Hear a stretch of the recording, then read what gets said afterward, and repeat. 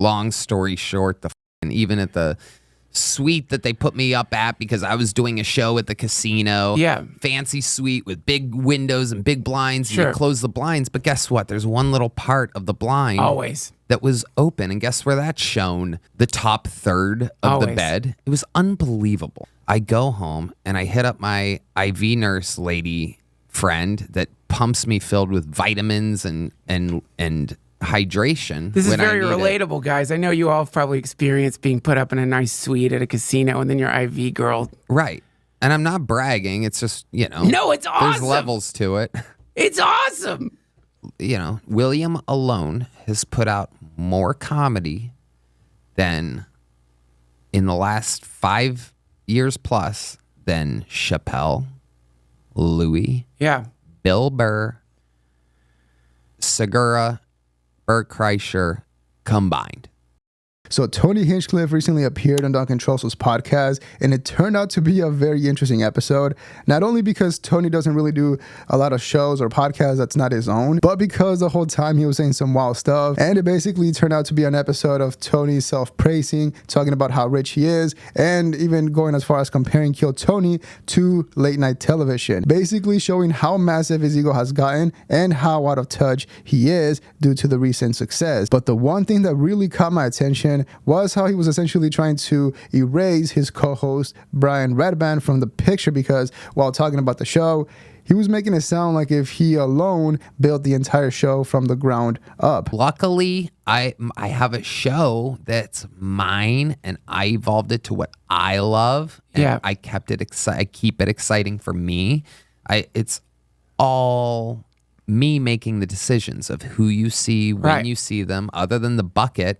The regulars, the this, the that, this golden ticket winner wants to go up this week, maybe take another week or two off. We're going to let this golden ticket winner go. I think it's time for them. I want to see growth in them, or a thing with this or that.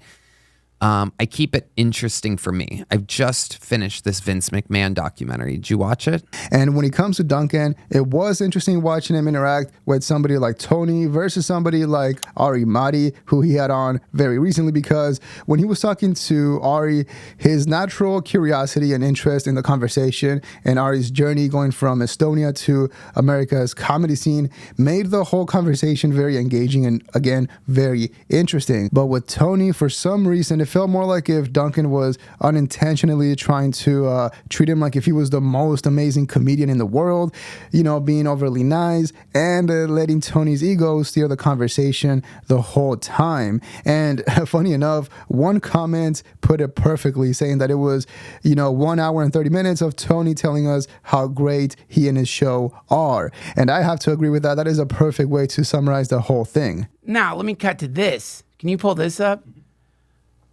Kill Tony. 2 weeks ago, your podcast has been up for 2 weeks and has 3.1 million views. Yeah. Dude, so think about that. That is almost double the viewership of Jimmy Kimmel. And I don't know how much it costs to produce your show, but I'm guessing it isn't that much. It isn't that much. It's an unbelievable threat. Let me one-up you here, which is my show's 2.5 hours. His show's 60 minutes. Yeah. After commercial, his show's probably 42 minutes. My show's 2.5 hours. Right. So 3.1 times 2.5 hours versus 1 point whatever times 42 minutes or whatever we said. Right. Another interesting thing, since you brought it up, a real fun fact, is the roast of Tom Brady was the most watched program in Netflix's entire history. Holy shit. Ever. Watched over 1.5 billion minutes. Jesus Christ. Which takes like 13 years to watch 1.5 billion minutes. Wow. The episode of Kill Tony with Shane Gillis as Donald Trump and Adam Ray as Joe Biden. Hilarious. Beat that. 1.5 billion minutes watched to 2.5 billion minutes watched. Wow. It holds a YouTube record, according to the people from YouTube, for retention rate. Wow. Anybody that watched it went back and started it where they stopped it the day before or watched it the whole way through. People watched it twice. People watched it 3 times. YouTube only gives you so many views allowed on each video, or else people would abuse the system. Okay. But what they do count is minutes watched. Right. And that's a really big deal. 2.5 billion. Now, the conversation about Kill Tony versus late night television or network television is very interesting because, I don't watch TV or keep up with the stats or whatever. And so at some point, I did believe that Kill Tony was the biggest comedy show out there. That is a narrative that everyone in the Rogansphere has been pushing for the past year or ever since the roast of Tom Brady. But if we take a look at the stats and check the numbers just on YouTube alone, this is not television or anything else, just YouTube alone, Kill Tony is nowhere near the level of late night television or a show like Stephen Colbert's or Jimmy Fallon's. I mean, the difference is massive. It's pretty insane. Again, that's not even counting TV numbers. And the weird thing is that even though Joe Rogan has talked about how he doesn't like TV or Hollywood, when it comes to the Rogansphere comics, they all have this obsession with Hollywood or trying to replicate TV. And also they both have their differences because while Kill Tony is a massive show, absolutely massive, and Tony definitely found the formula that works for him, it is for a completely different audience. For example, I don't watch late night television. I mean, I have, but I don't watch it regularly. But I'll watch a Kill Tony episode because I already watch podcasts and shows on YouTube, so it's just part of the rotation. And so you could argue that Kill Tony is mainly driven by the Rogan effect, while late night television relies on a legacy spanning decades. And so even though late night television might be on a decline, it is still objectively way bigger. So to try and downplay it or even say that Kill Tony is bigger than any of those shows, I mean, that's just being delusional. And by the way, we also said this about Andrew Schultz and the Fliggin' podcast back when he decided to take the show in a different direction. And he also said a couple of times that the podcast was basically a TV show but on YouTube, which, that's not the case, which again, that's an example of this obsession that they have with replicating late night television, even though it's on a decline. I see the money that Rogan's making because the Spotify deal went public. All these people playing catch up are still going off of a television model. They're so deathly afraid to evolve or to have a conversation and be themselves because a lot of them don't even know who themselves are.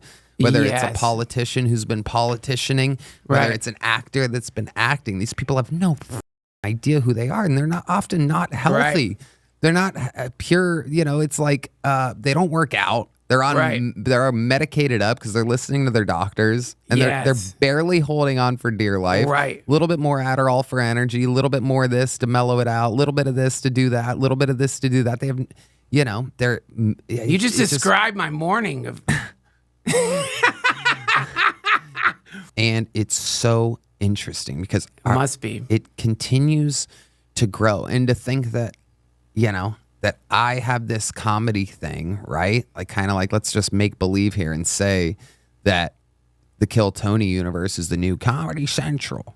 I go home and I hit up my IV nurse lady friend that pumps me filled with vitamins and hydration. This is very relatable, guys. I know you all have probably experienced being put up in a nice suite at a casino and then your IV girl. Right. And I'm not bragging. It's just, No, it's awesome. There's levels to it. It's awesome. That's crazy. I don't really find any joy in staying at home and watching shows. And I've just finished this Vince McMahon documentary. Did you watch it? Funny enough, if you pay attention, you can actually notice Tony's personality being heavily influenced by Joe Rogan, even down to his hatred for television and Hollywood when it really doesn't make any sense. For example, a while back, him and Rick Glassman got into somewhat of an awkward exchange on a podcast episode, mainly because of Tony's hatred for network television and his takes on the whole thing. And it is crazy how even back then he was absolutely delusional and wrong when he came to the numbers for network television. And it is funny how whenever we say that Kill Tony is overrated, we always mention how the show is absolutely massive and it's killing it. The fact that they sold out Madison Square Garden, or that they did Madison Square Garden while being a podcast show, is absolutely insane. But when it comes to Tony, not only was he wrong about the numbers back then, but also his take was basically that anybody working for network television was doing bottom of the barrel work, which is a pretty wild thing to say in my opinion. Because when it comes to Joe Rogan and most Rogansphere comedians, they will never need Hollywood or anybody for that matter. But of course, not everyone has the luxury of having Joe Rogan as a friend. And by the way, don't forget to like the video. It helps out so much and I really appreciate that. Thank you. Then I was right. It's not about bothering him. Right. It's I don't know if you're either backtracking or you're what you communicated to me was not the true intention, but you were doing hyperbole for the comedy. But even saying what he does was to the lowest common shit. Nobody, That's what it is. No art. That's what I mean. The only I mean the only thing I know that he's worked on is a network sitcom, right? Three of them, right? yes. And then he's stuck with those, right? Exactly. Sold a couple of movie scripts and is out pitching network shows. Sure. Making a living. Sure. Pitching network shows, network. Yeah, Yeah. a lot of money. And who's watching networks right now, Rick? Or let's see how honest you'll be about your friend. So now, numbers-wise, Is there a few million a week? Okay. All right. A few million a week. Now, if we're going to talk, we're talking out of touch craziness. Those are like TVs that are left on nursing homes and stuff. I mean, if you want to take it to a court of law, these are the statistics, and these are what advertisers are paying for. That's what advertisers are paying. That's what advertisers are paying You're right for. about that. So, and this is not a perspective I have, but I'm going to play devil's advocate to the point that you're making for context. How many people are watching the roasts versus a network show? Well, The Roast is the most watched annual comedy program on television. So what are the numbers? Would you say a few million? No, more than that. On the first go around, it's usually about somewhere between 6 and 9 million. All right, so if I'm not editing this, whoever this is, I would like you to check these numbers and put them up here. Yeah. Okay?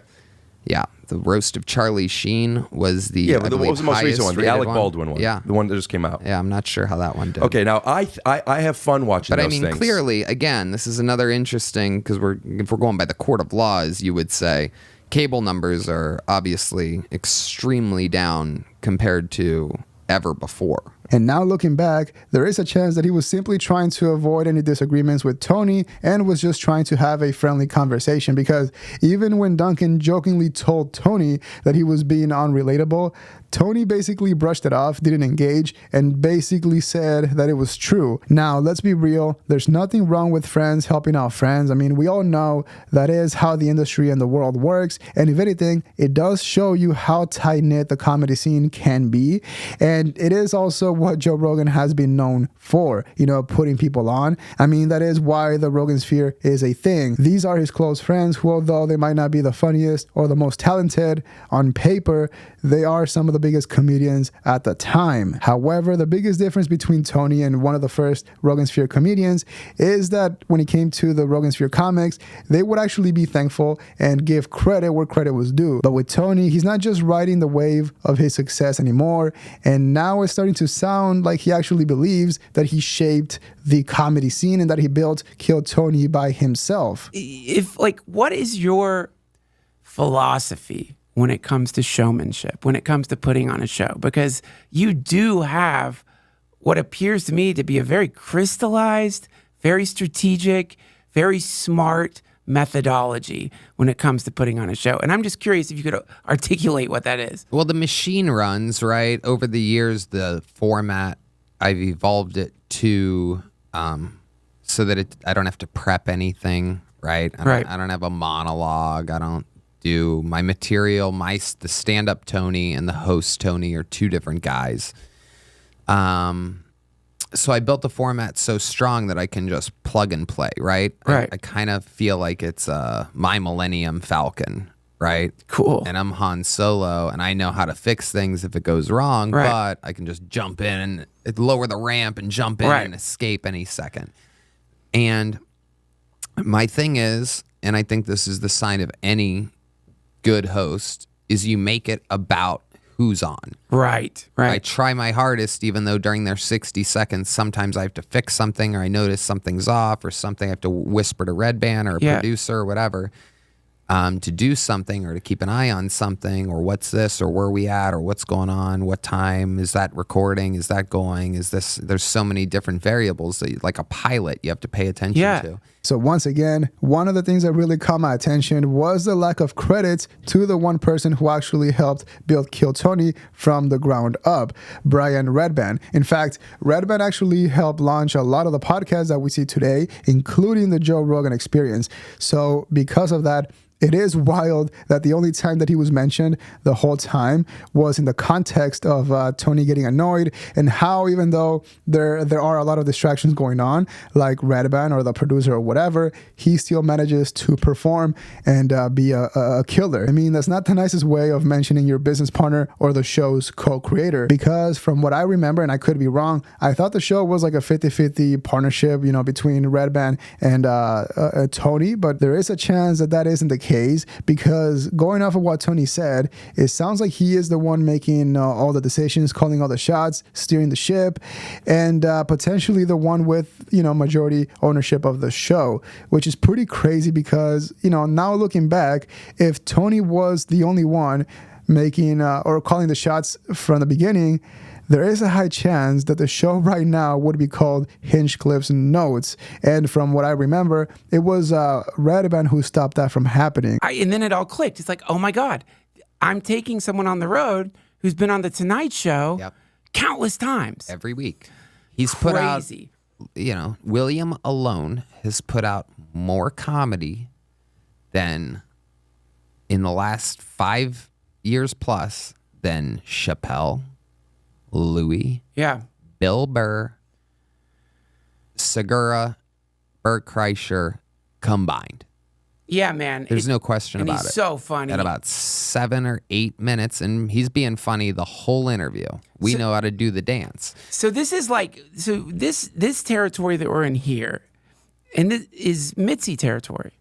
And the fun fact is that the fans, you're exactly right, and the fans never knew that other person. We saw that other, or you saw that other person that never, they only saw the star. Right. And that's what people are seeing with really everybody. I mean, everyone other than Cam. Cam came on, he's just a natural. It's what you hear about when you hear about 15-year-old Eddie Murphy or 15-year-old Dave Chappelle, right? We're seeing him 2 years in, blowing which up. is crazy. And by the way, we went over the whole Kill Tony drama a few weeks back, so I highly recommend you go watch that video. And on that video, we mentioned how when it comes to William Montgomery, he is a funny comedian. He has a lot of funny one-liners, and I've seen a few of his podcast episodes, and I think he is a legit comedian. But when it comes to Tony basically putting him on the same level as a comic like Dave Chappelle or Loui, I mean, at that point, I think we can all agree that those are insane levels of delusion. And also, you could argue that it's not the best for the comedians, and instead, he just does it to make the show look better. Because, for example, a while back, Shane Gillis called out the fact that Tony introduces everyone, or at least the comedians, as the best ever.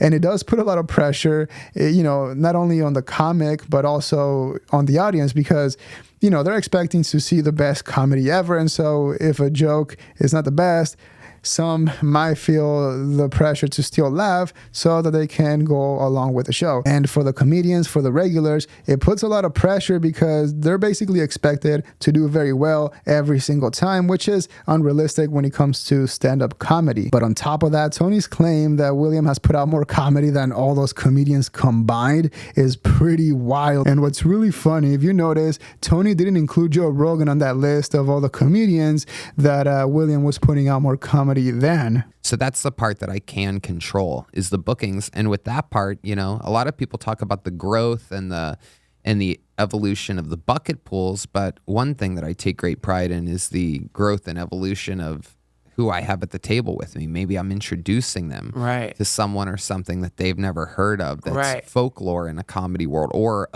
a fast-growing freak. You know, I exposed the hell out of Shane so early on, every chance I got, because I'm like, holy shit, this guy is Frankenstein. This is Brock Lesnar. This guy just stomps when it comes to comedy. He's so funny all the time. Yeah. You know, he's one of those guys to where he's literally not on, just funny. Yep. All the time. Yeah. So if he's having fun, let's get his ass out.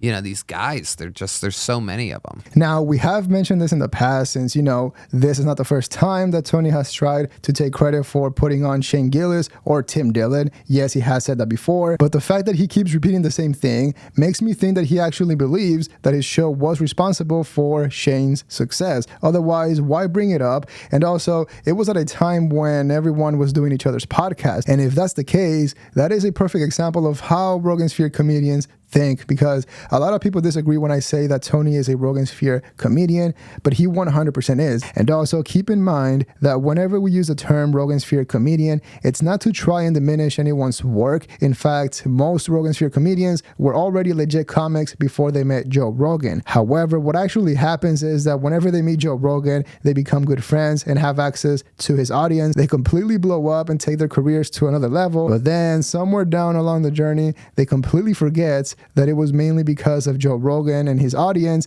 and they start thinking that their show is way bigger than it actually is. And then because the money is insane and they're making more money than a lot of other artists, they start thinking that they're actually way bigger than they are. And when it comes to Tony, even though Kill Tony is massively successful and arguably one of the biggest shows out there, it is definitely not bigger than late night TV, and he's also not responsible for Shane's success. Something else that I noticed that I thought was really interesting was how much more work it took Joe Rogan to get Kill Tony to where it's at now versus the rest of the Rogansphere. Because for the last couple of years, the plan was pretty straightforward. If Joe Rogan met you and liked you, he would have you on the show, and if you had a good time and the audience enjoyed the podcast, then you had full access to his audience and could make a great living. And then eventually down the road, he would do their podcast and completely blow them up just from one appearance. I mean, it is life-changing and it takes their platform to a whole nother level. But when it comes to Kill Tony, in the last 3 years, Joe Rogan has done the show more than 13 times. That is absolutely insane. And again, that's only counting after the show moved to the mothership. And also, that's not counting all the times that Tony has done Joe Rogan's podcast. So, in my opinion, there's no denying that Tony is definitely a Rogansphere comedian, which again, is not a bad thing. But the fact that he thinks himself as bigger than network television is pretty insane. But yeah, let me know what you think in the comments below. Leave a like and subscribe to support the channel. Dislike if you didn't like the video. But that is all we have for today. See ya.